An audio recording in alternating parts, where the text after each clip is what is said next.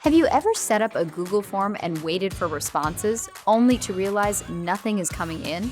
It can feel frustrating when something that should be simple suddenly stops working.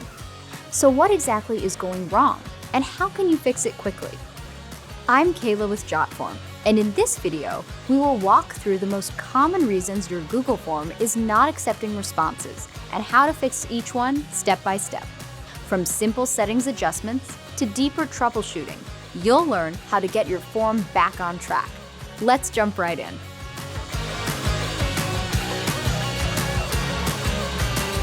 One of the first things to check is whether your form is actually set to accept responses. Sometimes the issue comes down to a simple setting being turned off. If your form is not accepting responses, you will see a message at the top indicating that status. From there, you can open the published options and switch the form back to accepting responses with a quick toggle. This small adjustment is often all it takes to solve the problem. Once you enable responses again, your form should immediately start collecting submissions as expected. It's a good reminder that even a minor setting can have a big impact. If you ever want to stop responses intentionally, you can also customize the message people see when the form is closed. If your form is already set to accept responses and you are still not seeing any submissions, the next step is to review your settings. Google Forms includes several response-related options that can affect how users interact with your form. These settings are located in the main configuration area, and it is worth taking a moment to go through them carefully.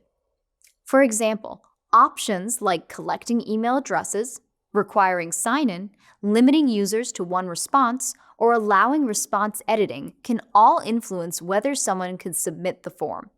In some cases, these settings may unintentionally block users from completing the form.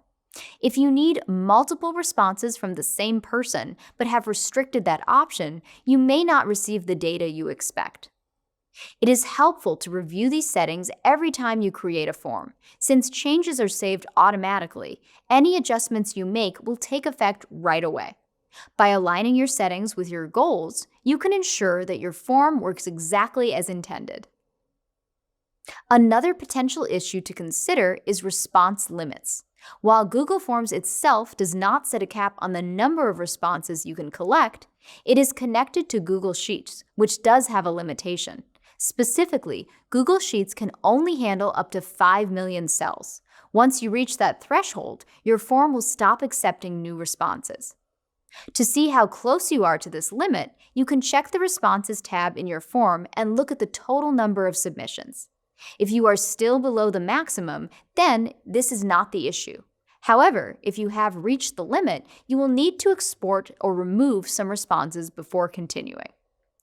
It is also possible that a third-party tool is limiting your responses.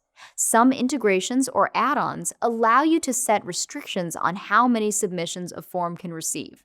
If you are under the Google Sheets limit but still cannot collect responses, it may be worth checking whether any additional tools are applying restrictions behind the scenes. If you have reviewed your settings and limits and everything appears correct, the issue might be related to the user experience rather than the form itself. Troubleshooting on the user side can often reveal problems that are not immediately obvious. One common fix is clearing your browser cache and cookies. Stored data in your browser can sometimes interfere with how forms load or function. By clearing the data, you remove any outdated or conflicting information that could be causing issues. You can also try opening the form in incognito mode or using a different browser. This helps determine whether the problem is tied to a specific browser environment. If the form works in another browser, then the original one may be the source of the issue. Another factor to consider is internet connectivity. If a user does not have a stable internet connection, they may not be able to submit the form at all. This is especially important if the issue seems to affect only one person rather than all respondents. If none of these steps resolve the problem, it may be time to explore official support resources. Google provides several tools that can help you identify and fix issues with your forms. These resources can offer additional guidance or highlight problems that are not immediately visible. The Google Forms Help Center includes detailed articles that cover a wide range of topics. You may find a solution there that matches your specific situation. The Google Docs Editor's Help Community is another useful place where users share questions and answers related to similar issues. You can also check system release notes to see if there are any recent updates or known bugs that could be affecting your form. Sometimes the issue is not something you did, but rather a temporary problem on the platform itself. If you find yourself dealing with these kinds of issues frequently, it might be worth considering an alternative form builder. While Google Forms is a useful tool, it does have limitations that can become frustrating over time.